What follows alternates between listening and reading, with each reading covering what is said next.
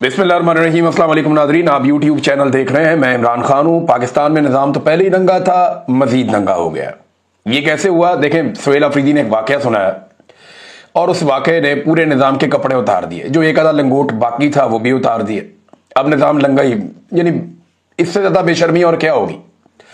पाकिस्तान का वज़ीर आज़म इतना बेबस हो सकता है। जब इमरान खान साहब ने जेल से कहा ना कि लेला है, जब इमरान खान साहब ने जेल से कहा कि अर्दली है, तो बहुत सारे लोगों को एतराज हुआ कि यार कुछ भी है, बेचारा प्राइम मिनिस्टर तो है ना, जो भी है उस कुर्सी पे उसको चाहे जैसे मर्जी पकड़ के बिठा दिया है, लेकिन है तो प्राइम मिनिस्टर की सीट है। लेकिन इमरान खान साहब ने जो कहा वो शहबाज शरीफ ने साबित किया कि इमरान खान बिल्कुल दुरुस्त कह रहे हैं। इमरान खान ने माजी में कहा था कि ये पाकिस्तान की इज्जत को खाक में मिला देंगे, पाकिस्तान की खारजा पॉलिसी को गिरवी में रख देंगे, ये मईशत को तबाह कर देंगे और ये इसराइल को तस्लीम कर लेंगे। ये सारी बातें इमरान खान साहब ने जो जो कही वो दुरुस्त साबित होती चली गई और अब तकरीबन कोई भी चीज बाकी नहीं रही। सुहेल अफरीदी एक स्टूडेंट लीडर है, जरा मुख्तलिफ भी होगा, लाजमी बात है, उसकी ट्रेनिंग है पॉलिटिक्स की पुरानी। वो कोई सोने का चम्मच लेकर तो मुंह में पैदा हुआ नहीं। अब वो वजीर आला खैबर पख्तूनख्वा बन गया। एस्टेब्लिशमेंट ने पूरी कोशिश की कि एक आम आदमी ना बने, लेकिन बन गया। अब वो अच्छा करता है बुरा करता है ये तो आने वाले वक्त में पता चलेगा। सुहेल अफरीदी के सामने इम्तिहानात बहुत बड़े हैं और सफर बड़ा लंबा है। देखना यह है कि सुहेल अफरीदी कितनी कोशिश करते हैं और कर पाते हैं या नहीं। इन सवालों के जवाब हमें आने वाले वक्त में मिलेंगे। मगर शहबाज शरीफ साहब ने टेलीफोन किया सुहेल अफरीदी को, ये उन्होंने बताया अडियाला जेल के बाहर पहुंच के। एक तो सुहेल अफरीदी जब अडियाला जेल के बाहर पहुंचे तो इमरान खान साहब से उन्होंने मुलाकात करनी थी। एक दिन पहले उन्होंने हलफ लिया और अगले दिन पहुंच गए इमरान खान साहब से मिलने के लिए। काबीना बनानी है, काम करना है, लीडर से पूछेंगे क्या करना है। तो जब वो पहुंचे वहां पे तो उनको मुलाकात नहीं करवाई गई। अडियाला के दरवाजे वजीर आला खैबर पख्तूनख्वा के लिए नहीं खोले गए। अब ये दरवाजे खुलवाने के वजीर आला के पास 100 तरीके होते हैं, लेकिन सुहेल अफरीदी ने कहा जी मैं पहले सारे कानूनी तरीके तैयार करूंगा, मैं अदालत में जाऊंगा, मैं दरवाजा खटखटाऊंगा, जो जो आईनी और कानूनी फोरम है उन तमाम के ऊपर मैं दरखास्त करूंगा कि मेरी इमरान खान से मुलाकात करवाई जाए। फिर भी नहीं होता तो जो पुरअमन एहतजाज का मेरा एक अपना हक है वो फिर मैं इस्तेमाल करूंगा, और वो हक जो है उसके बहुत सारे तरीके हैं। और खैबर पख्तूनख्वा का वजीर आला, एक सूबे का वजीर आला, ये मुमकिन नहीं है कि उसकी इमरान खान से मुलाकात ना हो। अगर वो करना चाहे तो वो टेढ़ी उंगली से घी निकाल सकता है, ये हम सारे अच्छी तरह जानते हैं।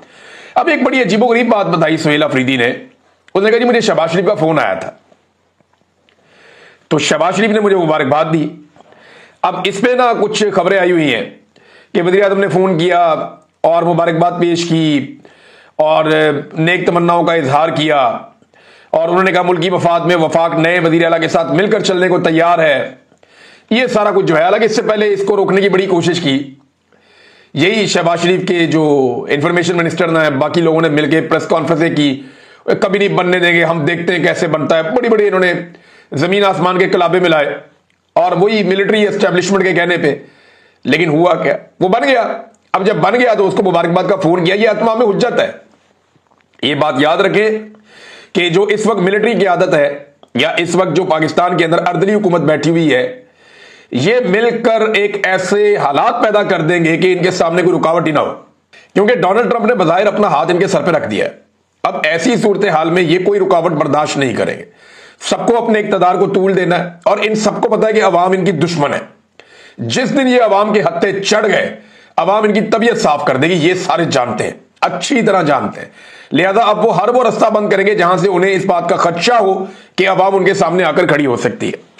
तो शहबाज शरीफ को सुहेल अफरीदी ने कहा जी कि अवाम को कोई सजा नहीं मिलनी चाहिए सियासी मामलात के हवाले से, मैंने अपने लीडर से मिलना है, तो मैं आपको बता रहा हूं कि मेरी इमरान खान से मुलाकात करवाई जाए। तो इस पर शहबाज शरीफ साहब ने वो सुनहरी अल्फाज कहे जो पाकिस्तान की तारीख में लिखे जाएंगे। शहबाज शरीफ ने कहा कि मैं पूछ कर बताता हूं। अंदाजा करें आप कि इमरान खान ने कहा कि यह लेला है, जिधर मर्जी बांध दो। इमरान खान ने कहा यह अर्दली है, इसकी कोई औकात नहीं।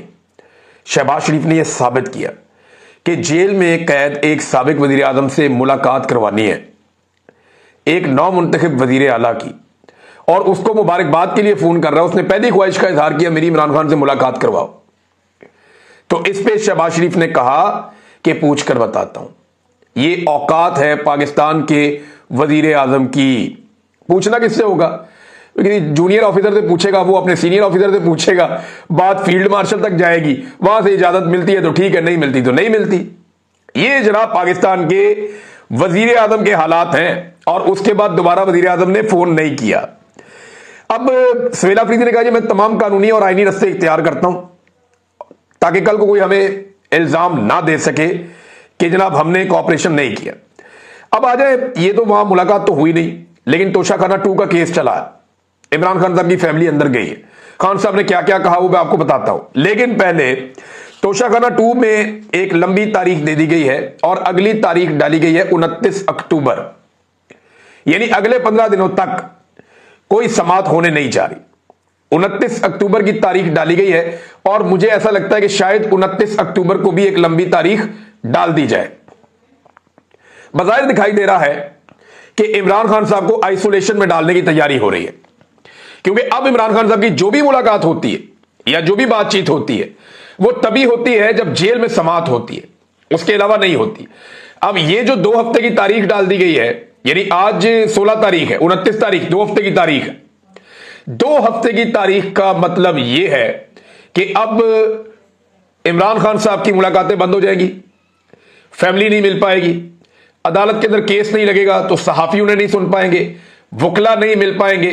तो कोशिश की जा रही है कि जब तक एक्सटेंशन का टाइम नहीं गुजर जाता मैक्सिमम चीजें कंट्रोल रखी जाए, चीजों पे मैक्सिमम कंट्रोल रखा जाए जब तक के 29 तारीख नवंबर की नहीं गुजर जाती और आर्मी चीफ की एक्सटेंशन मैच्योर नहीं हो जाती। वैसे तो इन्होंने ली हुई है एक तरह से, लेकिन मेरा रब जानता है कि कौन कहां कब तक बैठा है और किसका दाना पानी कब तक लिखा है। बहरहाल 29 तारीख तक की डेट दे दी गई।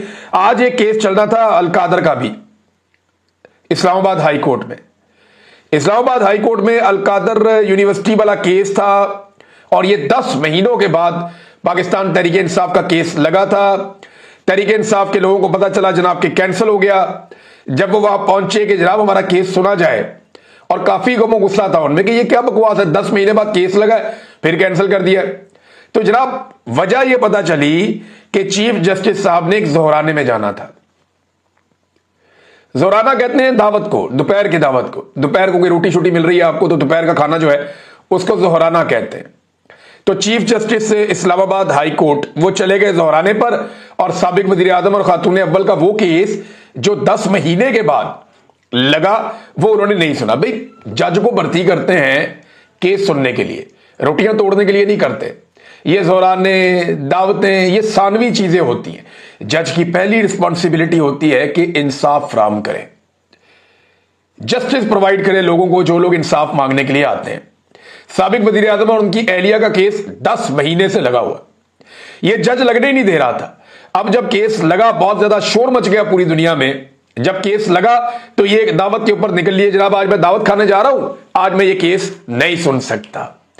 अब मैंने आपको पहले बताया कि इसकी प्लानिंग ऐसे ही है कि पहले तोशाखाना में सजा दी जाएगी, उसके बाद अलकादर वाला केस लगेगा। अब या तो अलकादर वाले केस की डेट एक लंबी दी जाएगी, या जब भी डेट दी जाएगी उसके बाद फिर एक और डेट दे दी जाएगी, जो मुझे समझ आती है। क्योंकि पहले ये कोशिश करेंगे कि तोशाखाना में इमरान खान को सजा दें, और उसके बाद अब पीका के तहत इमरान खान पे एक और मुकदमा दर्ज करने का भी इन्होंने फैसला किया है। और हुकूमत पंजाब कह रही है जी पीका के तहत इमरान खान साहब पे मुकदमा दर्ज किया जाएगा। वो कर ले पहले कुछ 200-300 मुकदमे इमरान खान पे, ये और भी हो जाएगा तो कोई फर्क नहीं पड़ता। नाज़रीन, तहरीक लब्बैक के हवाले से मुख्तलिफ लोगों ने इस इशू को अलग अलग एंगल से देखा। कई ऐसे लोग हैं जो तहरीक लब्बैक के ऊपर होने वाले जुल्म और जबर को बिल्कुल जस्टिफाई कर रहे हैं। वो ये कह रहे हैं ठीक है मारो इन्होंने, ये तो फितने, इन्होंने तो बहुत तबाही फेरी है, इन्होंने तो जनाब कत्लेआम किया है, गाड़ियां जलाई हैं, और ये सर तन से जुदा करने की बात करते हैं हर जगह पे, अकलियतों को जीने का हक छीन लेते हैं, ये एक जत्थे की तरह काम करते हैं, लोगों पे हमलावर होते हैं हर जगह पे। तो इसको बुनियाद बना के कह रहे हैं जी इनका कत्लेआम जायज है। देखिए जो उन्होंने किया वो गलत है। मैंने आपको कल भी बताया कि मैं आमने सामने इनके साथ लड़ा हूं, मेरे लोग जख्मी हुए, हमारा नुकसान भी हुआ, इनका भी हुआ, लेकिन इसके बावजूद मैं ये कहता हूं शदीद मुखालफत के बावजूद कि नहीं, आप किसी को घेर कर बीच में निहत्ते लोगों को गोलियां नहीं मार सकते। जिस मुल्क में इंसाफ हो, कानून हो, आइन हो, वहां पे चीजें कानून के मुताबिक होनी चाहिए। जैसा कि अब पंजाब हुकूमत ने एक बड़ा अच्छा फैसला किया कि ये जो तहरीक लब्बैक पार्टी है, इसके ऊपर वो कहते हैं जी कि अब हम पाबंदी लगाने जा रहे हैं और इस पे पाबंदी के लिए वो बाकायदा रुजू करेंगे वफाक से और फिर इसके ऊपर पाबंदी लग जाएगी। ये इंतहा पसंद जमात से मुताल्लिक गैर मामूली और तारीखी फैसला किया है पंजाब हुकूमत ने। इजलास में फैसला किया गया कि पंजाब में नफरत अंगेजी, इश्तियाल अंगेजी, कानून शिकनी में मुलव्विस अफराद को फौरी गिरफ्तार किया जाएगा, जबकि पुलिस अफसरान की शहादत और सरकारी इब्लाग की तबाही में मुलव्विस अफराद के खिलाफ ATC में मुकदमा चलेंगे। और साथ ही उन्होंने कहा जी कि जमात जो है इसके बैनर, पोस्टर और इश्तिहार पर मुकम्मल पाबंदी लगाई जाएगी और इनकी तमाम जायदादें या मसाजिद या मदारस बंद कर दिए जाएंगे और वो औकाफ के हवाले कर दिए जाएंगे। देखिए, इससे पहले तो इन पे पाबंदी लगनी चाहिए। पहले इसको आप कलदम जमात करार दें तो उसके बाद आप ये सारे इकदाम कर सकते हैं। जब तक कि उनके पास ये स्टेटस है कि वो एक सियासी जमात है, तब तक तो आप ये नहीं कर सकते। तो पंजाब हुकूमत ने एक बड़ा अच्छा कदम ये उठाया कि वो वफाकी हुकूमत को लिख रही है इस बारे में कि इनके ऊपर पाबंदी लगाई जाए। देखिए ना, कुछ चीजें हमें अपने ध्यान में रखनी पड़ेंगी। जहां हम मजम्मत करते हैं इस बात की कि इन्हें जो निहत्ते लोग हैं उन्हें कत्ल ना किया जाए, तो दूसरी तरफ हम इस बात की भी मजम्मत करते हैं जो इस जमात ने निहत्ते लोगों के साथ किया। सहरिश मान साहिबा हैं, जर्नलिस्ट हैं, उन्होंने बड़ी जबरदस्त इसके ऊपर एक तहरीर लिखी, छोटी सी, और वो बिल्कुल ठीक बात है। मैं यही बात कर रहा हूं इतने दिनों से, लेकिन उन्होंने बड़ा खूबसूरत लिखा। मैं एज इट इज पढ़ के आपको सुना देता हूं। वो कहती है, TLP इंतहा पसंद जमात थी, सर तन से जुदा करने के नारे मारती थी, अकलियतों की जान अजाब की हुई थी, फतमों की फैक्ट्री बनी हुई थी, लेकिन नून लीग सरकार को इन सब चीजों पर एतराज नहीं था और ना ही कोई मसला था। लीगी सरकार को मसला तब हुआ जब वो इसराइल नामंजूर एजेंडे के साथ सड़कों पर निकल आई। ये है वो बात जिसके ऊपर कोई सोचता नहीं।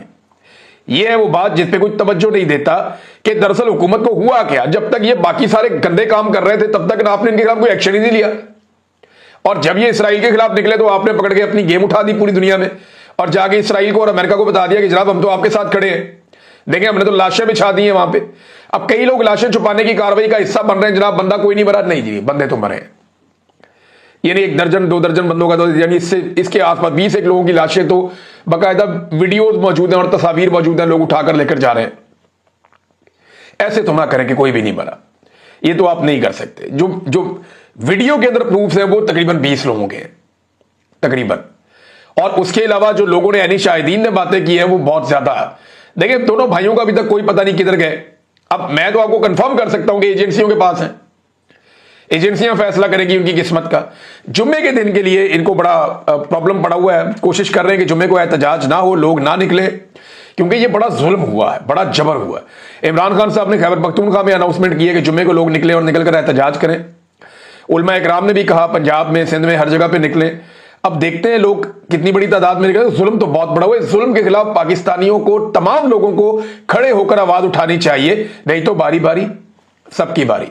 जहां आप तहरीके लब्बैक को यह समझते हैं कि वो ज्यादती करती आ रही है, जुल्म करती आ रही है, फतवों की एक फैक्ट्री लगी हुई है, मिंबर रसूल पे बैठ के ये गंदी गालियां देते हैं, जहां आप उनके ऊपर तनकीद करते हैं ना, आपके अंदर ये जरूरत है, वहां आप ये भी करें कि इनके साथ भी ज्यादती हुई है और इनके साथ जुल्म हुआ।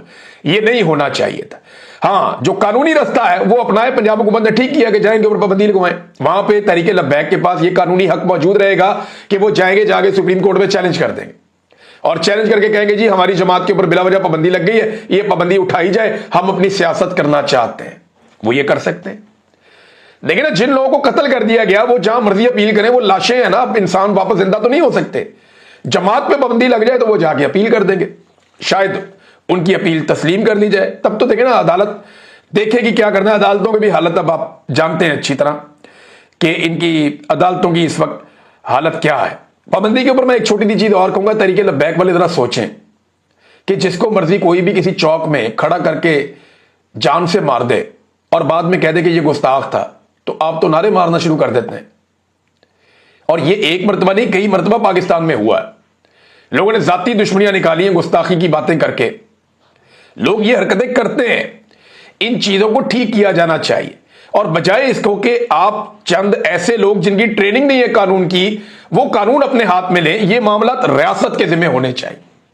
रियासत तय करे। पाकिस्तान में अल्हम्दुलिल्लाह कानून मौजूद है तौहीन करने वालों के खिलाफ। एक ऐसा कानून मौजूद है जहां पे ब्लास्फेमी के मुजरिमों को लाया जाता है, उनको ट्रायल किया जाता है। तो ऐसे में अपने हाथ में कानून लेने की बात करना और बार बार करना और मेंबर रसूल पे बैठ के गालियां देकर ये बात करना, ये पाकिस्तान में या किसी भी रियासत के अंदर ये इजाजत नहीं हो सकती। नाज़रीन, एक नया रोला डाल दिया गया है पाकिस्तान में कि जनाब सवेरा अफरीदी के जब तस्वीर आई पहली और वीडियो आई तो वहां पे जी कौमी परचम क्यों नहीं था। कौमी परचम तो था लेकिन उसका साइज छोटा था, तो बाकायदा जो जगह है वहां पे कौमी परचम होना चाहिए था। कायदे-ए-आज़म की तस्वीर कहां थी, ये सवाल बहुत उठाया गया। कायदे-ए-आज़म का तस्वीर वहीं पे थी, तस्वीर खींचने वाले ने एक अलग एंगल से खींचा तो कायदे-ए-आज़म दिखाई नहीं दिए, दूसरे एंगल से जो खींची हुई है तस्वीर उसमें कायदे-ए-आज़म दिखाई दे रहे हैं, इमरान खान दिखाई नहीं दिए। अब कई जगहों पे हमने देखा कि कायदे-ए-आज़म का फोटो गायब है, कई जगहों पे देखा, लेकिन जितना रोला टाउटों ने यहां पे मचाया उतना रोला हमने इससे पहले कभी सुना नहीं। मुझे अच्छी तरह याद है 14 अगस्त आ गई तो तनख्वाहदार जर्नैलों की फोटोएं लगी हुई थी, पूरे पूरे टब्बर की फोटो गर्दी हो रही थी अखबारात के ऊपर, बोर्ड्स के ऊपर, इश्तिहारात के अंदर, हर जगह पे कायदे-ए-आज़म का फोटो गायब था। और कायदे-ए-आज़म का फोटो इतना गायब किया गया कि पाकिस्तानियों को ट्रेंड चलाना पड़ा इसके लिए कि कायदे-ए-आज़म का फोटो कहां है। और उसके बाद पाकिस्तानियों ने बाकायदा एक एहतजाज की कॉल दी और कायदे-ए-आज़म के फोटोज लेकर लोग बाहर निकले।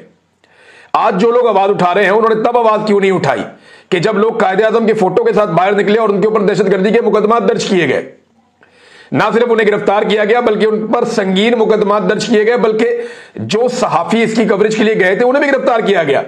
याद है नज़ीम लगारी साहब के साथ क्या किया गया था, वो सिर्फ कवरेज कर रहे थे कि कायदे-ए-आज़म की फोटोज के साथ लोग बाहर आए हैं। तो कायदे-ए-आज़म की तस्वीर से इतनी ये लोग नफरत करते हैं, लेकिन एक जगह पे जब कायदे-ए-आज़म का फोटो सवेरा अफरीदी से पूछा, उसने कहा जी इनको तो नोटों पे कायदे-ए-आज़म नजर आता और कहीं नहीं आता। और वहां कायदे-ए-आज़म का फोटो भी मौजूद था, पाकिस्तान का झंडा भी मौजूद था। लेकिन मेरी दरखास्त है कि पाकिस्तान का झंडा जो है वो उसकी पुरानी जगह पे होना चाहिए, वहां जरा ज्यादा वो विजिबल होता है। ये सिर्फ मेरी गुजारिश है। बाकी जनाब कायदे-ए-आज़म का फोटो और कायदे-ए-आज़म के नजरियात के साथ क्या किया मौजूदा रजीम ने, ये जनाब हमसे बेहतर कोई नहीं जानता। कायदे-ए-आज़म ने तो कहा था तुमने सियासत में मुदाखलत नहीं करनी, कायदे-ए-आज़म के सारे फरमान भुला दिए और उनका फोटो तो इन्होंने कहीं लगने ही नहीं दिया और आज ये उनके वारिस बने फिरते हैं। एक टके की बात इन्होंने कायदे-ए-आज़म मोहम्मद अली जिन्ना की नहीं मानी। नाज़रीन, मुरीद के ऑपरेशन के बाद मरियम नवाज और उनकी फैमिली की सिक्योरिटी काफी बढ़ा दी गई है और इस खदशे का इजहार किया जा रहा है कि कोई खुदा न खास्ता वाकया ना हो जाए, लिहाजा फौरी तौर पे उनकी सिक्योरिटी को काफी बढ़ाया गया और यह भी कहा गया है कि आप जहां भी पब्लिक मुकामात पर जाएं प्रॉपर बंदोबस्त करके जाएं और पूरे सिक्योरिटी इंतजाम किए जाएं, बाकायदा एक एक बंदे को चेक किया जाए, खुदा न खास्ता कोई और इशू ना हो जाए। लिहाजा ये एक ऑब्जर्वेशन है और साथ इंफॉर्मेशन है जो मैंने आपके सामने रख दी है। शहबाज शरीफ ने कहा जी अफगानिस्तान ने भारत के साथ मिलकर और पाकिस्तान के ऊपर बाद में हमला किया, पाकिस्तान ने जवाबी कार्रवाई की और तालिबान की दरखास्त पर जंगबंदी हो गई। लेकिन एक बात मैं याद दिलाता चलूं, देखिए अफगानिस्तान ने पाकिस्तान पर हमला किया, ये उस रात जब किया तभी हमने रिपोर्ट कर दिया था, लेकिन अफगानिस्तान का यह दावा है कि हमने ये हमला बाद में किया। पहले अटैक किया गया पाकिस्तान की जानिब से पक्तिया में, जो एयरफोर्स ने एक अटैक किया था, जेट तैयारियों के जरिए से हुआ था। तो एक्चुअल रियलिटी भी ये है, पाकिस्तान ये कहता है कि हमने दहशतगर्दों के ऊपर हमला किया, लेकिन पहली जो फिजाई हमला है पहला वो पाकिस्तान की जानिब से हुआ था। उसके बाद अफगान तालिबान ने कहा जी हम रिटेलिएशन कर रहे हैं, तो फिर पाकिस्तान ने उन्हें मारा, उन्होंने क्लेम किया हमने मारा, हमने क्लेम किया उन्होंने मारा और दो तरफा लड़ाई होती रही काफी देर और उसके बाद अफगान तालिबान ने जंगबंदी की। ये बात भी एक हकीकत है। ट्रंप ने कह दिया जी उसने ईरान और पाकिस्तान की भी एक जंग रुकवाई है, समझ से बाहर है, हमने तो ऐसी कोई जंग रिपोर्ट ही नहीं की। हां ये जरूर हुआ कुछ अर्सा पहले ईरान और पाकिस्तान की एक झड़प हुई थी, लेकिन वो पुरानी बात है। लेकिन ट्रंप कह रहा है कि उसने ईरान और पाकिस्तान की भी एक जंग रुकवाई थी। अब अगर ट्रंप को मौका मिल जाए पाकिस्तान और अफगानिस्तान की जंग रुकवाने का, तो इस खित्ते में डोनाल्ड ट्रंप 3 जंगें तो सिर्फ पाकिस्तान की रुकवाएगा और किसी मुल्क का जंगों के हवाले से मशहूर हो जाना कोई उस मुल्क के लिए नेक शगुन नहीं होता। ये मैं बात क्लियर कर दूं, हमारे सरमायाकार पाकिस्तान छोड़ छोड़ कर जा रहे हैं, को पाकिस्तान में पैसा लाने के लिए तैयार नहीं है और हम दुनिया को यह बता रहे हैं कि हम एक गैर जिम्मेदार रियासत हैं जो एटमी जंग भी कर सकती है, लिहाजा भूल कर भी अपने पैसे कभी पाकिस्तान में ना लेकर आना। यह पाकिस्तान की अर्दली हुकूमत कर रही है। भारत ने एक बड़ा कदम उठाया नाज़रीन, जिसको पाकिस्तान को रोकना पड़ेगा। दरियाए चनाब पर 1856 मेगावाट का मंसूबा, इसको शुरू कर रहा है भारत और इब्तदाई मंजूरी इस मंसूबे की हो गई है और इब्तदाई तौर पे इसका काम शुरू कर दिया गया है। एक और चीज नाजरीन, पाकिस्तानी पासपोर्ट कहां पहुंच गया, जरा ये खबर आप देखिए। पाकिस्तान का पासपोर्ट दुनिया का चौथा बदतरीन पासपोर्ट इस वक्त बन चुका है। यानी सफारती कामयाबियों के झंडे पाकिस्तान ऐसे गाड़ रहा है कि इस वक्त चौथा कमजोर तरीन पासपोर्ट दुनिया में पाकिस्तान का है। पाकिस्तान से बुरे पासपोर्ट सिर्फ 3 ममालिक के हैं, जिनमें एक इराक है,